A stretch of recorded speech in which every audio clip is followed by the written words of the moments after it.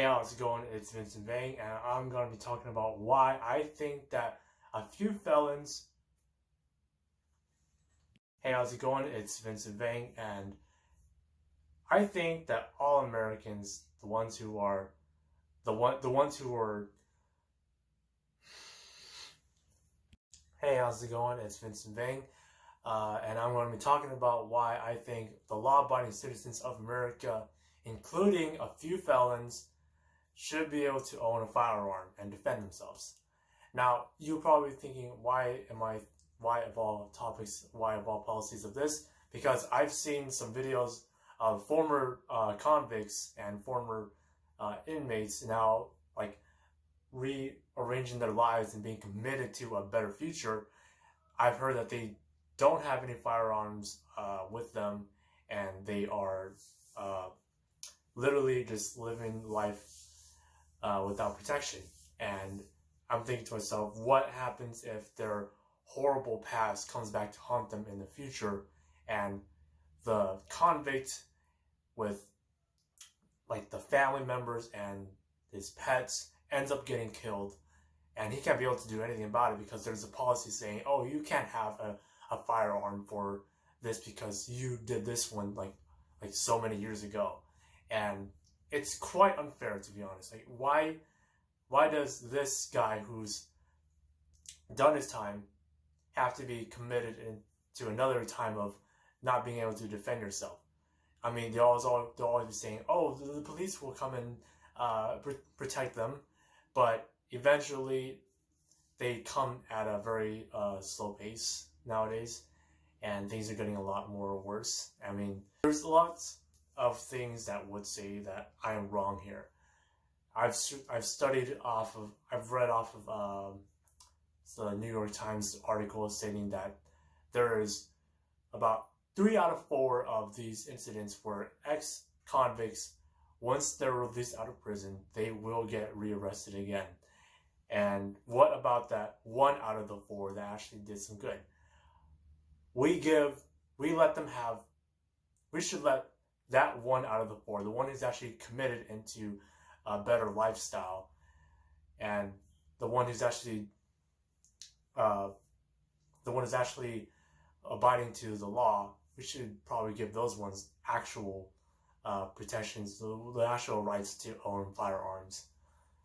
So give firearms to the few, but not to so many. Like, give a few to the ones who love family, they love the country, they love God.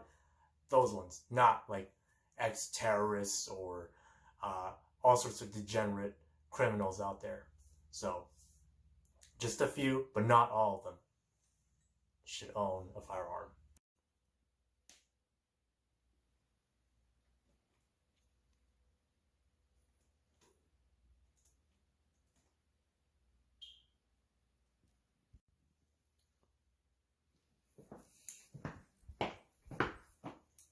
Cause if you want to keep me, you gotta to love me harder. And if you really need me, you gotta to love me harder. Love me harder.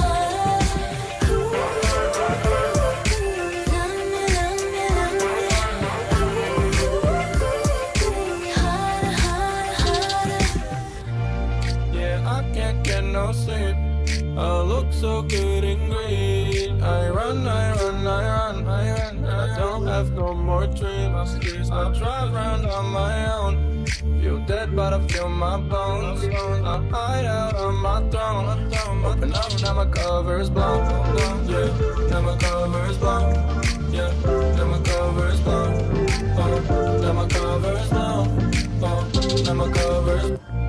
Yeah, all my friends are free. Yeah, all my friends are free. Drive around on my own. Yeah, all my friends are free. Yeah, all my friends are free. Yeah, all my friends are free. Drive around on my own. Yeah, all my friends are free. Angel Dust Who? Yeah, it's gonna be kind of a little little Like a rough transition. yeah, a little adaptation to like this lifestyle again, because we were so cooped up in our houses, being all lazy, that we kind of like forgot to like move around a little Yeah, bit. you got kind of comfortable. Yeah, and that's why I kind of really don't like about being in the house too long. Like I'm stuck with like all my sisters and. Oh yeah, I know that some of your sisters you would have a rough time with, right? How's Yeah. that been being at home cooped up with them? Yeah, being with them, being throughout this whole pandemic, this whole quarantine stuff, I found out my true political self, my real self. Oh, tell me about that, do you? It's kind of weird. I'm hoping that you don't get offended by it. My family doesn't approve of it because they are all a bunch of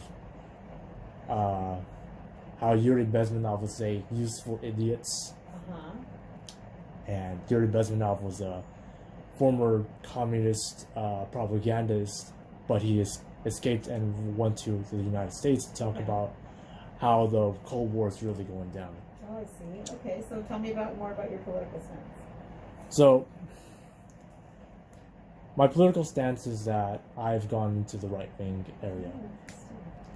And it's because I want to preserve the idea of protecting women and children, traditions, and basically the Western world in general.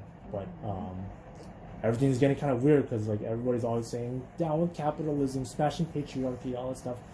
And to be honest, I've seen from every single civilization I've seen, patriarchy was everywhere, not just the West. Like patriarchy is like very like. Oh, of course, it's in different uncivilized like countries or like. Yeah, they have in every single culture. And you can't just say, oh, it has to be in America or Europe and such. And it's kind of sad. I mean, like they take down patriarchy because they feel like they want to be more empowered. But truth is, men have to take responsibility, and it's like we are the ones that are taking in all the burden and such. Like when I found out that like my dad was like not gonna be able to like help me out, like as in like talk about my own stuff and such. Like my uncle was like saying like don't end up becoming like me, like. Okay. You forgot some tissue. Take a moment. Like they say like he doesn't want me to kill like him, and he's telling me that I gotta stay strong. Yeah. But I gotta like lead a family, but it's hard because I can't get out to these traditions. Yeah. It's really complicated. Like how can I be this like conservative like traditionalist kind of person when I can't even hold on to my traditions? I can't even speak Hmong well. Oh, I see. So that's kind of a battle that you're kind of struggling with within yourself. Yeah. Yeah. That's not hard. And I just remember that I was crying really hard when he was talking about that. Like I was crying, like I was like having a huge meltdown like in my living room, and I was like bleeding. I was like actually bleeding from my nose because of how hard I was bleeding. I never had that before, and it was like the realization that like with my dad gone, I'm not gonna be able to like. I'm not gonna be able to like get through with a lot of things. He hasn't taught me that much stuff yet. Yeah, he didn't. It was sudden. He didn't get to teach you. He probably thought he had more time. You probably thought he had more time, right? You should have had more time. Yeah, that sucks. That's a rough thing to have to go through. It's unfair, huh? I just gotta like have a realization that like next year I'm not gonna have a whole year without him, and it's just.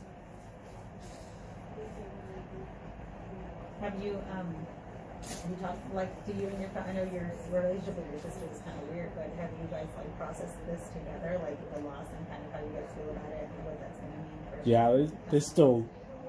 they love them, such, but the way I'm gonna like love my dad is just like trying to all lots of traditions and such, but it's gonna be so hard because I don't really speak Hmong so well. And Yeah, and so you feel like you lost that and the chance to kind of get better at that when your dad went away. and then my dad, he's like,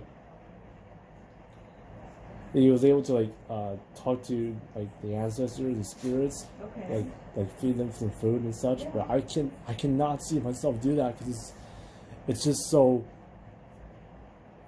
Like it's so complicated. I don't really know the words, and Like my you uncles feel are. connected like that to be able to do those traditions? Uh, Is that kind of what it is? yeah, like, you gotta be like you gotta like know the you gotta know the words. You gotta know the chanting, and it's so complicated because it's just like you just gotta be like connected in some form of way. But then like my uncle's saying it will help you out and such like that. But I don't know how they can. Like you gotta just try to speak English to me for this stuff, and like. I mean, I've been kind of, I guess I've been kind of holding it down a little bit for like this, for the last past few months. Yeah. And